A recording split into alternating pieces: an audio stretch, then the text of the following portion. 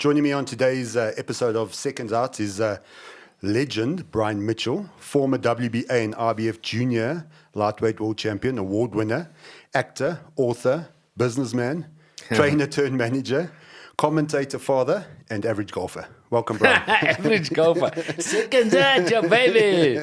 I beat you at golf, Sean Everett. Thanks for joining us, Brian. I'm an average 14 handicap, but I am average. No, that's good. I've got 3 now. Holes in 1, by the way. I don't have Before any. we start talking about boxing. No, you don't. Yeah. Rory McIlroy's got 1. Was that on a putt-putt course? No. Real golf.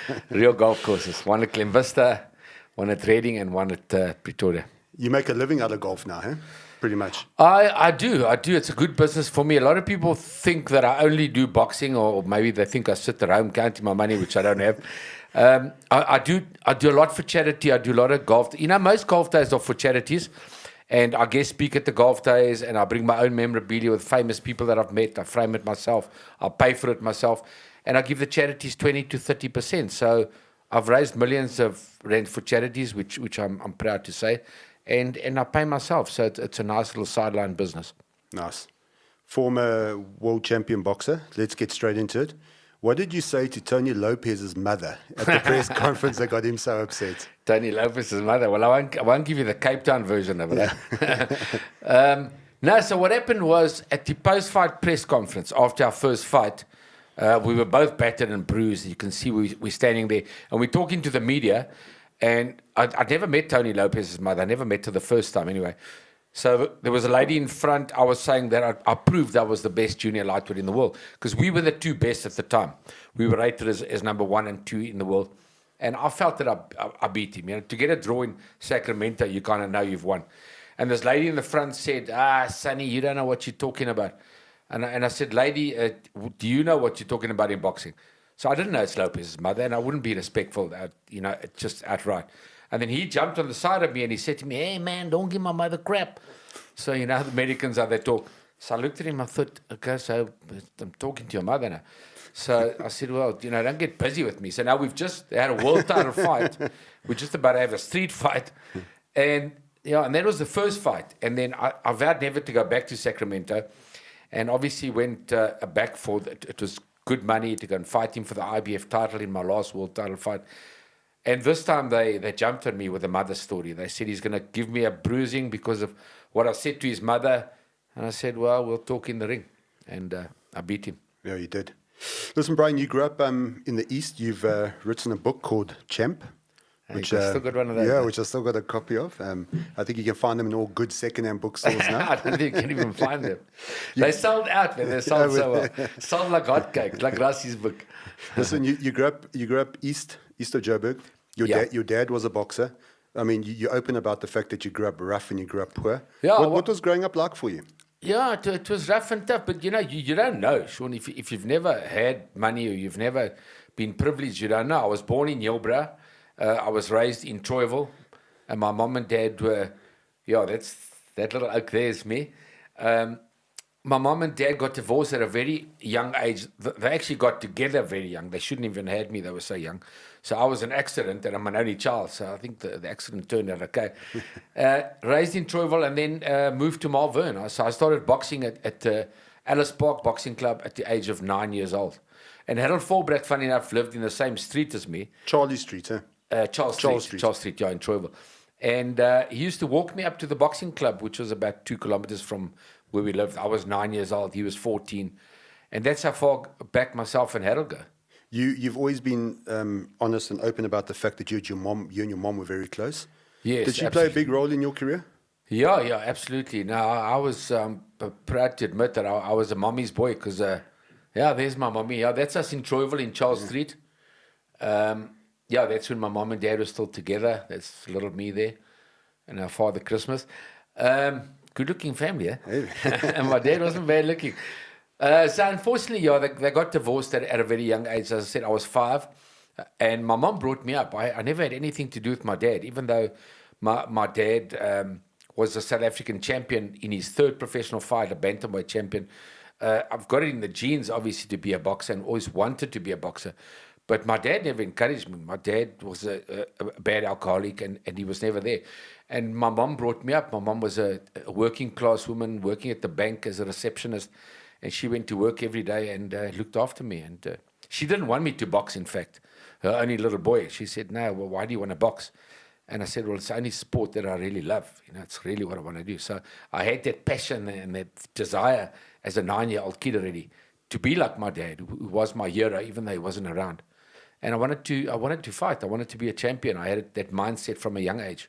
What age did you start hitting the gym? Did you start going to amateur fights? So 9 years old, Alice Park Boxing Gym, I started. And then after about 2 years, my mom moved to Malvern.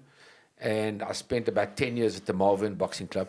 I had 110 amateur fights at the Malvern Club, of which I won 100. The other 10 that I lost, my mom thought I won. As you should. So, yeah, my mom was one of these dick ladies that used to come to the boxing and shout at the referees and the judges. And that my little boy won. So I lost a couple in the amateurs, but obviously I won about 90% of them. I wasn't a great amateur by my standards. I was okay. But obviously, as a professional, I put 110% into the sport. As an amateur, you obviously won a lot of trophies and did quite well. Yeah, that's me and my Uncle Nicky, my mom's brother. All late, they all passed away. That's my first few amateur trophies from the Malvern Boxing Club. So, yeah, I suppose I'm being a bit modest by saying I wasn't that good, but there's so many levels. I wanted to be the South African champion, and I wasn't good enough because Brett Taylor was there and he beat me. So I was okay as an amateur, not great. When did you know that boxing was something you could do as a living? Well, when I was 19, I'd left school when I was 16. I became an apprentice tool and die maker, went to Joburg Tech. I actually left school because I didn't like school and I didn't want to do schoolwork anymore. And I went to get a job. I wanted to earn money. And so as a 16-year-old, I went to Cross Brothers, started working as a tool and die maker. And then they said to me, yeah, but you got to go to college now. You got to get N1, N2, and N3 for technical. So I was back at school. And I went to Joburg Tech, and I had to spend like 2 years at Joburg Tech. And I've got my N1, N2, and N3, and I became a tool and die maker. And then I was called up to the army at a very young age. As a 17-year-old, they grabbed me, and I spent 2 years at Wonderboom. Well, I spent a year at Wonderboom and a year at Wits as a military policeman. Most people know that back in the day, then if you had any sporting ability in the military, you had it quite easy. Do you think you had it easy? Yes and no. In that time, they didn't really care. That was 1979.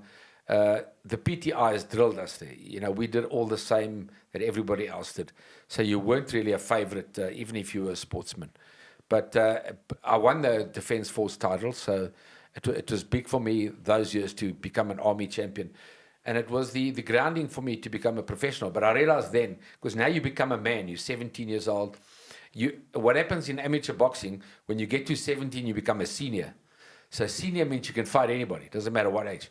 So now you're fighting real men. So 17-year-olds taking on a 25-year-old. A 17-year-old can fight a 25-year-old or 30-year-old. So, and it's tough, because when you're 17, you're a boy still. So now you're fighting a 20-year-old, and he's flipping strong, and he's a man. So it's tough. So when you're 17 and you become a senior, like I was in the army, it was tough. I was fighting men. And I realized that the sport's even tougher than I thought. You've got to put everything into it. I grew up in a family that's jollers, really. My dad was a big joller, and even my mom was. And there was a lot of alcohol around, and I grew up seeing it, but I didn't get too involved. But as a teenager, I experienced alcohol.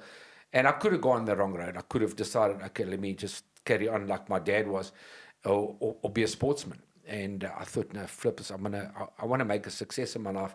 I want to be a champion sportsman. And I needed the money. So the money was the big drive as well. And the money drove me, because I needed the 100 Rand that I was earning from my first professional fight.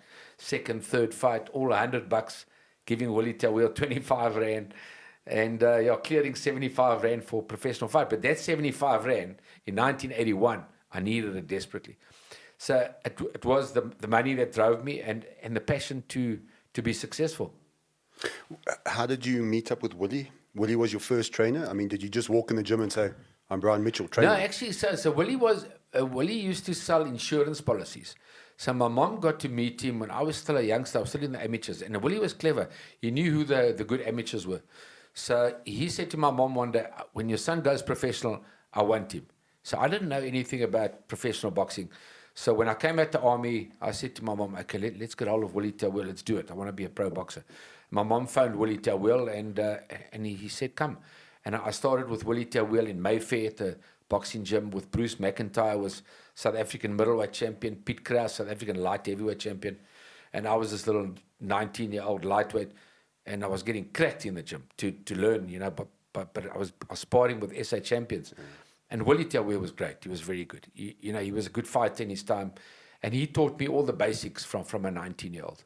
And like you say, being in a gym with SA champions at the time, it teaches you your discipline and what to do and what not to do, I suppose. Yeah, it does. So what I started doing now I'm 19 years old. All my mates are clubbing and going to the pubs, and I had that in my genes, as I said. So I was going to the gym in the week with Willie Tawil.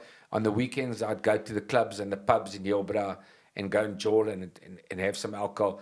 And then I realized, no, when I got to the gym on a Monday, you're getting smashed. You've got to give 110% to boxing. This is not a sport where you can socialize on the weekend.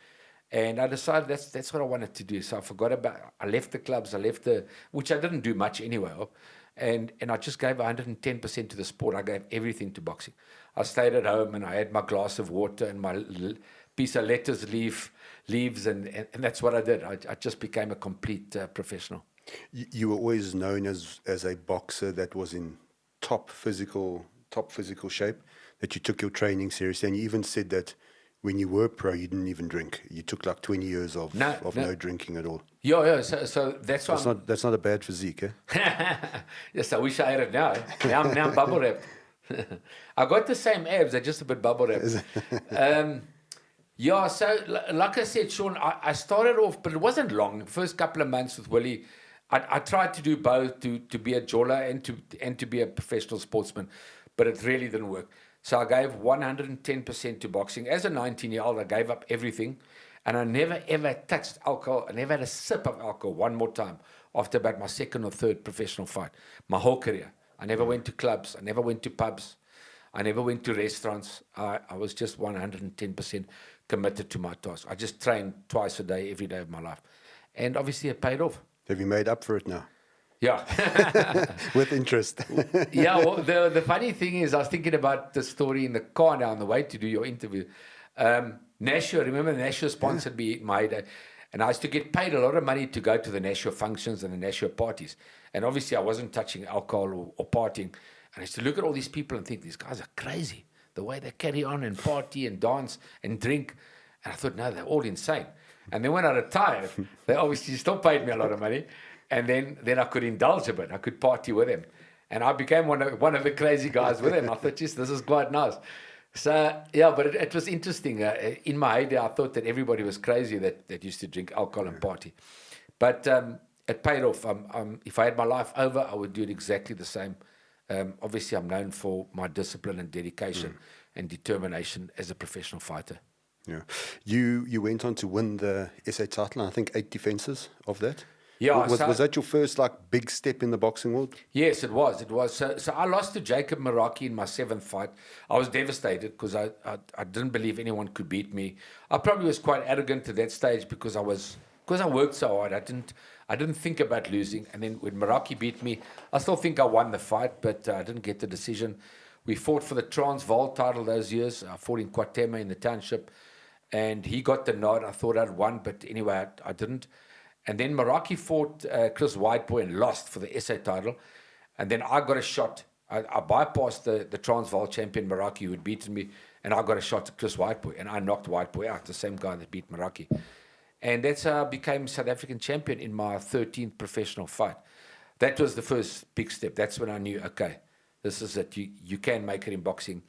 I was getting 5,000 Rand a fight to defend my South African title, which, like you said, I did 8 times. Yeah, and that 5,000 was massive money for me. In the early 80s, I needed it desperately. I could buy myself a car and save towards a deposit on a house, which I did.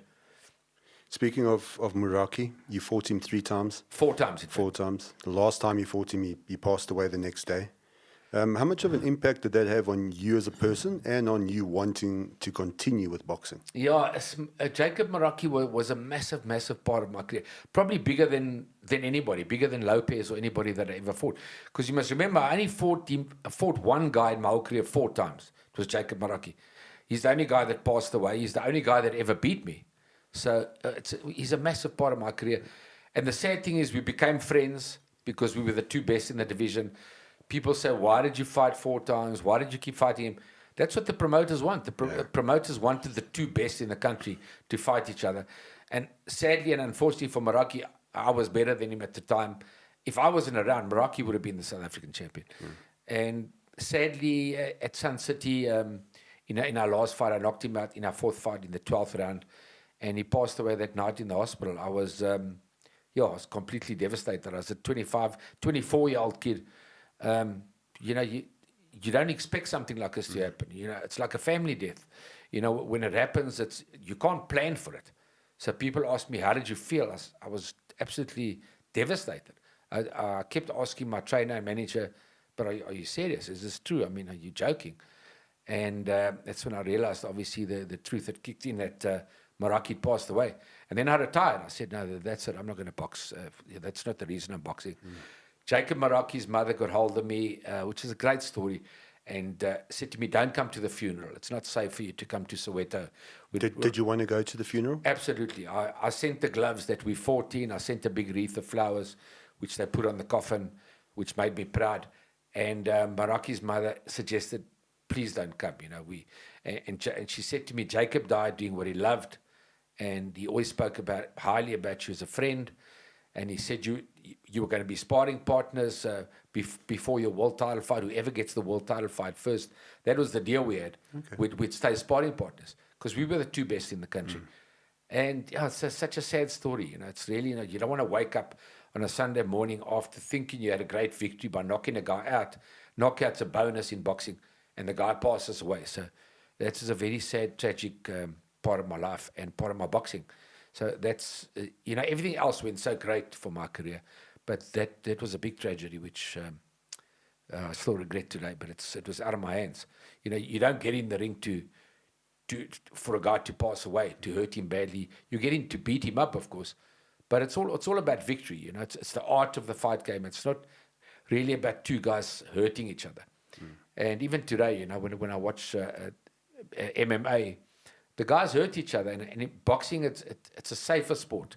You've got a referee that can stop the fight quicker. You've got the corner that can throw the towel, and you've got gloves on. You can't hit each other with elbows and knees and that. Although I must say I like trickers.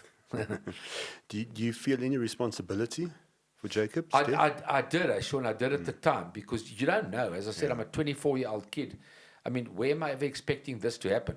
The only guy to beat me, obviously it's great revenge to beat him 3 times, but really not what I wanted to happen, for him to pass away. This is the last thing I'd ever wanted to happen with any opponent. And as I said, I retired for a short time. I walked away. Sun International said to me, you're number 2 in the world. You got to fight. You got to just come back. As I said, his mom was fantastic. And a year later, I was world champion. So I suppose it was meant to be. And when I beat him, the first thing I said after the fight is I dedicate this world title fight to the late Jacob Maraki. You lost to Jacob. You drew 2-3 other opponents in your career, but you avenged all of them. Do you think that was a selfish reason to fight them again, to avenge them and not have lost to anybody? Or do you think it put your career back at all?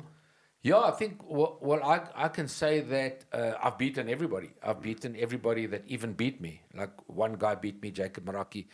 The draws, even, drawing with Tony Lopez was a bad decision, I thought, in America. I got a draw with Joe Rivera over 15 rounds where I won the fight convincingly. I got a draw once in the township against Frank Konkobi over 6 rounds. I really thought I'd won just about every round. But it is what it is. You've got to take it on the chin and you've got to move on. I can't change those judges' decision. According to me, I would be 49-0. I suppose my mother would agree with that too. But yeah, I think my career could have been 49-0 if I got a fair deal.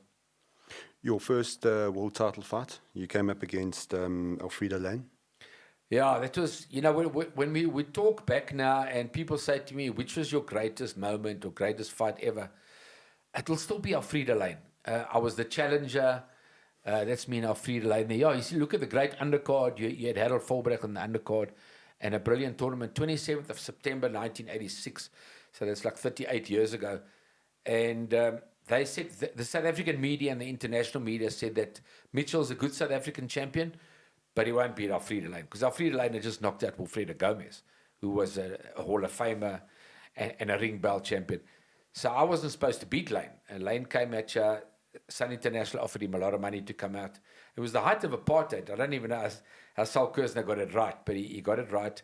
And I knocked out Alfreda Lane in the 10th round of a scheduled 15-rounder to win the WBA world title. And to tell you what I felt like, wow, I mean, I was 25 years old now. I felt like I was walking on water, like I was flying. Like when I knocked him down the third time, I couldn't wait to get out the neutral corner and knock him down the second time and then the third time. And I knew if I knock him down 3 times, I'm the new world champion. And I mean, can you imagine that? That's your ultimate dream as a sportsman, to become the best in the world at what you're doing, what you're competing in. And now I knocked out the world champion to become South Africa's world champion and to become world champion for my family and myself. It was wow. It was hard to, 37 years later, I still get goosebumps thinking about it. Because that moment was just, I suppose, like our Springbok rugby players. I mean, I love rugby and I love our guys, and we are the greatest rugby nation in the world now with 4 World Cups, so well done to our Boks. And imagine what they felt like the other day, and that's how I felt winning a world title, and especially in South Africa. We can talk about my other world title fights, but it's the only world title fight out of the 14 I competed in that I had in this country, in my own country. So that was very special. Who was in your corner? Carlos Giacomo was in my corner for that fight. So when did you go from Willie to Carlo? I had a couple of South African title fights with Willie Terweel, and not Willie's fault. I just found that Carlos Giacomo was linked to the WBA. He had good connections as a manager. I still think today that Argentinian, right? They both passed away. Yeah. Carlos Giacomo was a good manager, not a good trainer like Willie Terweel. Willie Terweel was legendary as a trainer. It was wonderful. As a manager, I thought Carlos Giacomo had better connections, which he did. He got me the world title fight, thanks to Stan Christodoulou, in fact, and Carlos Giacomo for having connections in the WBA. They got me highly rated, and they got me the world title fight. And that's how I got the shot, thanks to Stan Christodoulou and Carlos Giacomo. And, of course, Saul Kersner. At the time, Saul Kersner was married to Annelien Kriel, and we were all in love with Annelien Kriel. And Saul was married to Annelien, and they were both here that night that I won the world title. You, after 8 world titles, you moved from Carlo to Rodney and to Harold. But it sounds like there was a bit of an issue. Did Carlo steal money from you? Yeah, Carlos Giacomo. So what happened, unfortunately, is he became a promoter, and he was my manager and trainer. So it's a conflict of interest because your manager fights with a promoter or negotiates with a promoter for more money for you.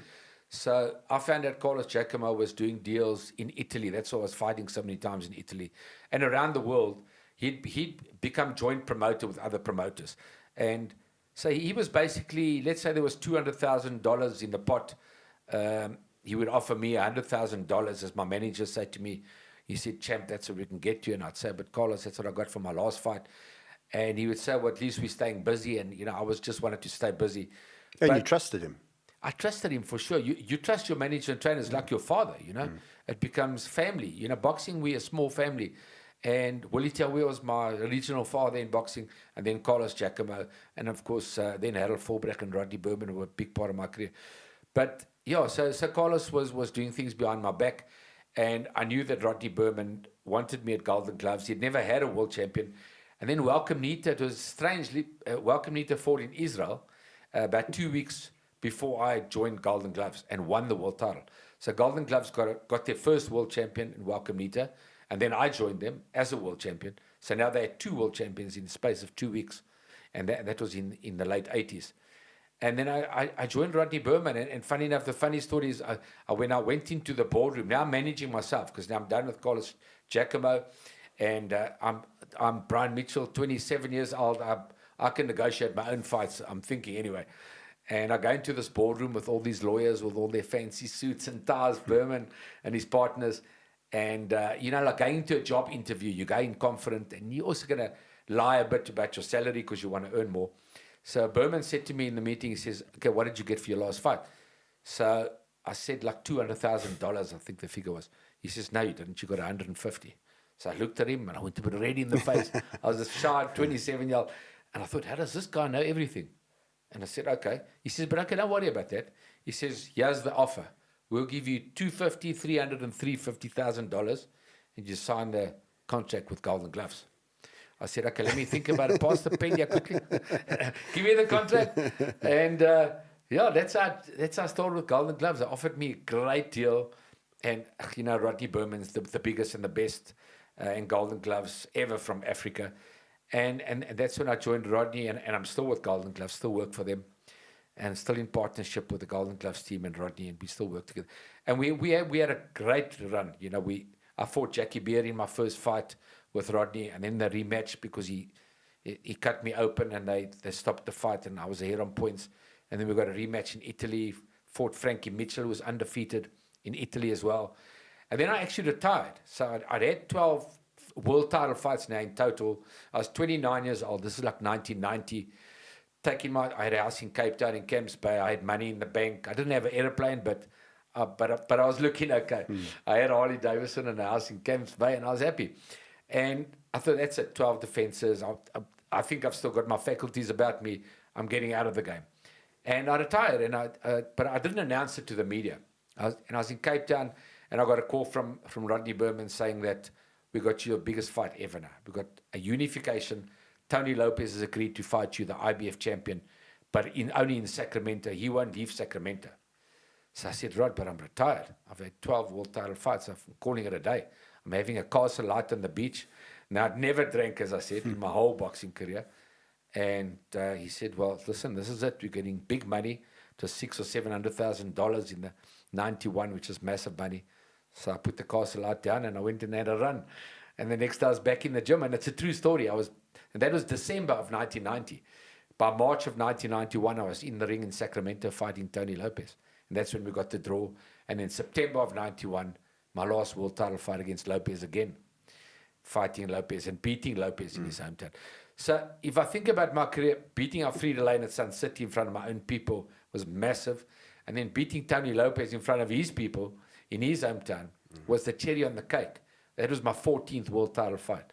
And then I got out of it. I had 2 comeback fights at Sun City, and I was going to fight for a world title again, and I thought, no, let's call it a day. And then you went and you started training after that. Yeah, I opened a gym. I became a manager and trainer. I trained quite a few world champions like Cassius Beloy. Harry Simon was probably the best fighter that I ever trained, became a world champion as well. Yeah, that's me as a young trainer. Just no wrinkles there.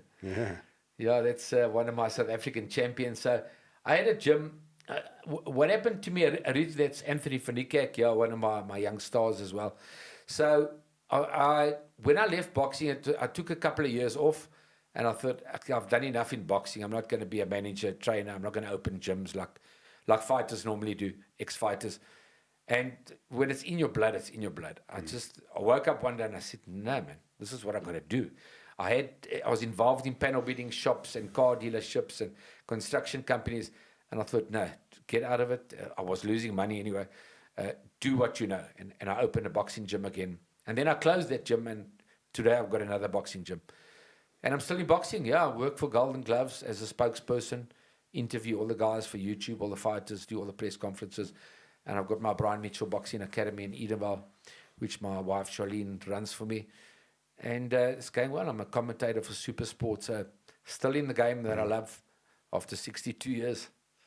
You said you lost a lot of money. Yeah. Any regrets around that period of your life, or not Yes, knowing Sean, what to do with money? Expensive school fees, but I had this thing which it could have worked out. It can go either way. I thought to myself, while you're fighting, don't wait till you've retired, and then while you're fighting, start a business. So when you retire, you've got something to fall back on. I had a restaurant in Rosebank, and my partner took me to the cleaners, and that's while I was still world champion. Rodney got me out of trouble as an attorney then. He wasn't even my promoter. Then I had a car dealership. I got taken to the cleaners. I was in construction in Bedfordview, buildings, houses, got taken to the cleaners. So, yeah, but like they say in life, sometimes you must stick to what you know. I mean, today I've got a very successful gym and I'm successful in every part of boxing. So, yeah, kind of, it definitely worked in my life to stick to what you know. I never made it in other businesses, but I had a go. I've always been that person that wants to be successful, whatever you choose. But I never cracked it in the business world. Coming back to your trainers, Carlos, how did that split go? I mean, you were obviously his cash cow at the time. Yeah. You obviously didn't, I don't think he would have taken it too well. No, he didn't take it well. So he got his wife phoned me and told me that how can I be leaving Carlos? He got me the world title fight, which he did. And he made me who I am. And I said, well, I don't think he made me who I am. I mean, it's two-sided. I'm the fighter. And I believe, I've been asked this question as well, does a trainer make a fighter or does a fighter make a trainer? So without doubt, to me, a fighter makes a trainer. You get the odd occasion where an average fighter goes to a good trainer and trainer makes a difference, but fighters make trainers, definitely. Sugar Ray Leonard and Muhammad Ali made Angelo Dundee, and I believe I did the same for all my trainers. But Carlos Giacomo, unfortunately, it didn't work out financially. Then you moved on to Harold. Now, Harold was your sparring partner and your stablemate. Was it not weird to go from having a trainer who's outside of you into having Harold now train you, who you used to room with and be mates with? Yeah, no, it wasn't weird. It was actually great because now the same guy that used to walk me to the Alice Park boxing gym as a 9-year-old kid, and we've been friends forever, and we still are. He's more like my brother than my friend. He was my sparring partner as well. So Harold is one of the reasons that I went to Carlos Giacomo, because he first joined Carlos, and then he said to me, "Listen, Carlos is a good manager. This like's organized. He's got connections in South America where the WBA was, and I desperately wanted to get in the WBA and be a world champion." And I joined Carlos actually because of Harold Volbrecht as well. Then we were together. We were sparring partners. He was a tough sparring partner because he was a welterweight and he could punch. But I liked the bigger guys because the guys my size, I was too strong for them. And so from sparring partners, then Harold retired. So when I was coming to the end of my career, not the end of my career, my last 7 world title fights, in fact, the middle of my career, Harold was retired and he was a trainer. And I said, who better? Harold Volbrecht be my trainer. But I loved Murphy Griffith as well. So there was a guy from San Diego, Murphy Griffith. He came at you with Boom Boom Mancini, Ray Mancini. And I got the honor of sparring with the world champion, the WBA lightweight champion, Ray Boom Boom Mancini, at Willie Locke's gym in Yeovil. And I thought he smashed me in sparring, but they said I did okay. But he was the world champion. I was the South African champion. And I said, yes, see, this guy's a good trainer. I love him. And I didn't even know him. And so Rodney Berman said, okay, well, who do you want? I said, well, I want Harold Volbrecht. And I said, okay, can we get Murphy Griffith? And he said, whatever you want. Phone Murphy Griffith and Harold Volbrecht were my 2 chief trainers. So I had a South African trainer and American trainer. And that's how I got to San Diego. I eventually landed up living in San Diego because of Murphy Griffith. I had a house in San Diego. 2 of my children were born there. Nathan and Candace were born there in 89 and 91. They're American citizens as well as South African citizens. So, yeah, America was kind of my second home. And because of apartheid, because of sanctions, I was affected by apartheid like everybody else. And as you can see, I still live in this country. I could have emigrated. I thought of emigrating, and then I thought, no, I love this country. And this is home for me. Brian, you were known as the Road Warrior. Road Warrior. You went to Panama, Puerto Rico, France, Italy, Spain, England, America to defend your title. Funny enough, with nicknames, the Road Warrior, early in my career I was called the Mince Machine, which I didn't really like, but the journos called me that. Then I was called the Mean Machine, which I liked that. And then the international media called me the Road Warrior, which was actually a great name because I was the Road Warrior. I wasn't allowed to fight in my own country. And I had all those fights. Like you said, I went to Puerto Rico, I went to Panama, I went to France, I went to Spain, I went to Italy. I went to London, I went to America a few times. It was a long journey, and the tough part was every time I was fighting the local guy, and the media were against me, the judges and the referees obviously were biased, and I had no crowd support. So it was tough winning in everybody's backyard, but I had that winning mentality. I believed when I was in the ring, it's only me and my opponent. Nobody else can help him. And I proved that you can win anywhere. Didn't they take away your passport and basically lock you in a hotel in Panama? Yeah. In Panama City. So I got to Panama. General Noriega was trying to overthrow the government. He was the chief of the army, and he was the guy that went to, I think he got life in jail for cocaine. And he was trying to overthrow the government at the time when I was going there to fight in Panama against Rocky Fernandez. And I said to Carlos Jacoma, after 2 weeks now, they postponed the fight. So now I'm in Panama for 2 weeks. Carlos Jacoma says to me, no, we've got to stay another 2 weeks. So there's like a month in Panama. And there was rioting in the streets. There was car bombing. We were in the middle of a war. Yeah. And I'm there to defend my world title, and I'm the champion. I said to Carlos Jacoma, no, I'm getting out of here. Let's just get on the plane and go home. Just forget about the fight. And I'd already been there about 10 or 12 days. And he said to me, no, well, the promoter's got our passports. He's not giving them back. I said, what do you mean? He said, well, the promoter says we're staying here till we fight. So I stayed there for about 3 or 4 weeks, and I couldn't do anything about it. And lucky I knocked out Rocky Fernandez in the 14th round. Because if it went to distance, I don't think I was getting the decision. And they treated me badly there in Panama as well. They were throwing things at me on the way to the ring. And every country I went to, actually, I got treated quite badly. I got called a racist, something which I never was. It wasn't even close to what I was.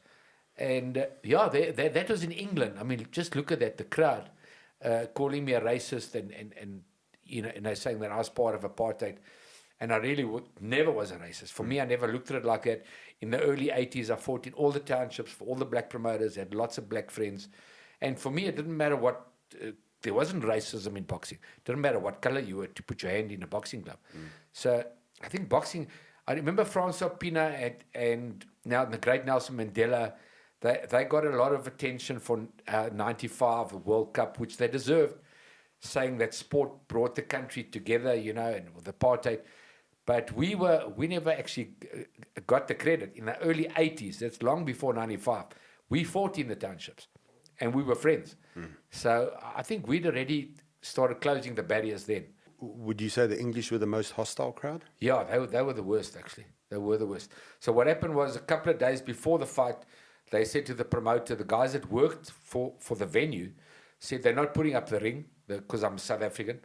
The promoter had to take them to court, the people that put up the ring, the people whose venue he was hiring, take them to court so he can get the venue and get the ring put up.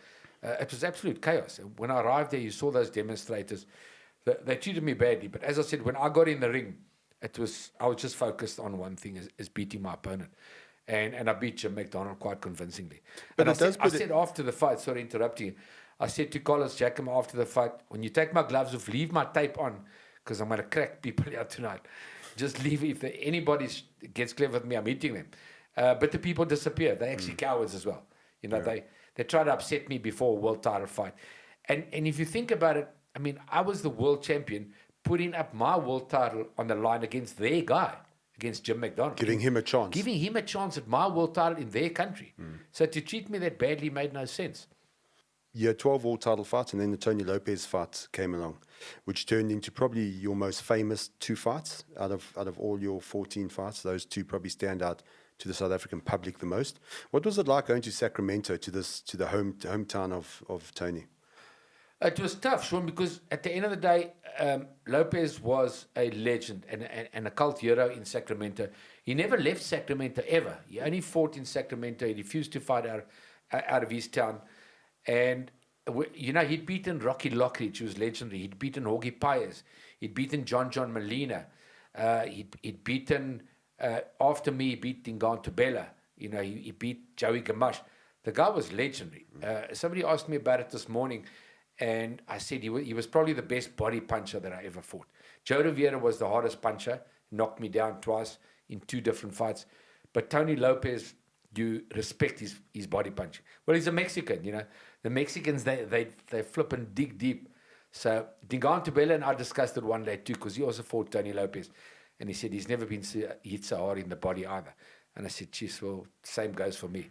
Lopez could crack. So, it was next level. He was the best opponent I ever fought. And I think I got a lot of credit for that. That's possibly why I'm in the International Boxing Hall of Fame for beating Lopez, and I suppose all my fights outside my country. That fight was nearly called off over a song. You both wanted to walk into the same song. Yeah, it was strange because now I didn't even think about it. When I got to Sacramento, they asked me, as a world champion, now we're both world champions, what theme song would you like to come to the ring to? So when I won the world title at Sun City, it was Eye of the Tiger. The Rocky theme was the big theme in boxing. So I said to them, Eye of the Tiger, not thinking anything. They said, no, not in this town. In this town, you're fighting Tony the Tiger Lopez. That's his theme. So then I got annoyed with them. I said, well, play whatever you want to. I don't actually care. So they played Simply the Best, Tina Turner, which is a great song as well. But so I came to the ring first because he's the hometown. And you couldn't even hear the speaker with Simply the Best. And then Lopez came after me, and then all of a sudden the place erupted. And they had Eye of the Tiger, and I just pumped myself up in the ring there that he's coming to the ring, my song as well. And I'm also a world champion. I'm yet to win. I'm not yet to lose. And I think they underestimated me. They thought that because he had maybe fought better opposition, that I couldn't beat him. And I went toe-to-toe with him in the first fight. Probably the wrong tactics because he's a warrior. He goes through the body. He digs in the trenches all the time. I should have outboxed him because I was a good boxer. But I wanted to go toe-to-toe with him. And I suppose that's what it was, a draw. But I did think I shaded it. Did you really think you won that one? I thought I shaded it. If I watch it today, there's a lot of close rounds, but my jab was good. I was a better boxer than Tony Lopez. And I matched him in every department. He was brilliant at body punching, like I said. He had as good a jab as me. He was a world champion. He was proper. It was next level. When you get there, the hard thing is you're fighting a guy as good as you. So when you know you're really good, like I was at that stage, and you've trained so hard, and then you get in the ring with somebody that's as good as you, it's flipping hard because he did everything well. When I jabbed, he jabbed. When I hit the body, he hit the body. He was good, but my boxing skills were just a little bit better than his. And I think I deserved to win the first fight when I got a draw. And I proved 6 months later that I am better than him as a boxer. So if the first fight was your biggest paycheck, what was the paycheck for the second fight? I wish I had the money today. I got $1 million to fight Tony Lopez in 1991, which is a flippin' fortune of money. I wish I'd kept the money and saved it. But wine, woman, and song, and it's gone, and a bit more wine. So I've had a good life. I don't have regrets. Did boxing make you rich? Yeah, boxing did for sure. Because at the end of the day, I'd be nothing without boxing. I gave everything to boxing, but boxing gave me everything back. So it's very rewarding. When I was 19 and I became a professional boxer, I didn't even have money for petrol. I used to get a lift to the boxing club in Mayfair. So it was, I had nothing. And my mom moved to Durban. My mom had nothing. The first 2,000 or 3,000 rand that I got out of boxing, I sent it to my mom in Durban, so I had back to nothing. And I needed every fight. And boxing gave me everything. Boxing gave me world title fights. Boxing gave me belts. I've got the ring belt. I can Tell us that story, how you got the ring belt. So I brought this with to show the viewers. They're very proud of that's the ring belt. So this belt you only get if you're the best in the world in your division, meaning you're the best out of WBC, WBA, IBF, WBO, IBO, whatever it is.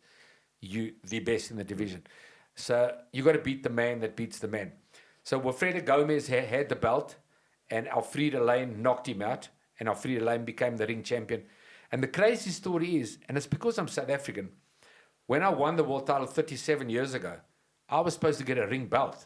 And this is the most prestigious belt you can get. And they forgot about me. And then it went away, and then they weren't giving out ring belts for a couple of years. And my wife, Charlene, said to me about 2 years ago, she said, but why don't you, and she's quite knowledgeable in boxing now. For the time we've been together the last 8 years, she probably knows more than I do now. She's picked my brain, and she said to me the one day, why don't you have a ring belt? I said, I don't know. I said, I've got enough belts. She said, no, but you should have a ring belt. The best fighters in their division have ring belts. And then we investigated it, and I actually was a ring belt champion, but I just never got awarded the belt. So I was supposed to get this in the ring 37 years ago. And last year, December, Charlene and Rodney Berman got it organized for me from America, and they sent this beautiful belt, and I got awarded the belt in South Africa. You also been inducted into the Hall of Fame. I mean the International Boxing Hall of Fame, I mean the World Boxing Hall of Fame, and the South African Sports Hall of Fame. And I got 5 state presidents' gold awards too. I don't think any South African sportsman's ever got 5 gold awards, so I'm proud of that. And I'm proud to be the only South African in the International Boxing Hall of Fame. For Yanni Bungu, I do believe will be there. His name's up for nomination, and I'm sure in the next few years, Yanni Bungu will be there as well. But Dingaan Tabela, you think he deserves to be there? No, I don't think so. I don't think Dingaan... The problem is the end of Dingaan's career. He messed up a lot. He moved through all the divisions, and that'll cost him. At the heart of his career, he was lightweight. You were junior lightweight. Was there ever an opportunity, or was there ever talk of maybe doing a fight between the two of you? There was talks, but it was coming more from his camp. So I was always a junior lightweight.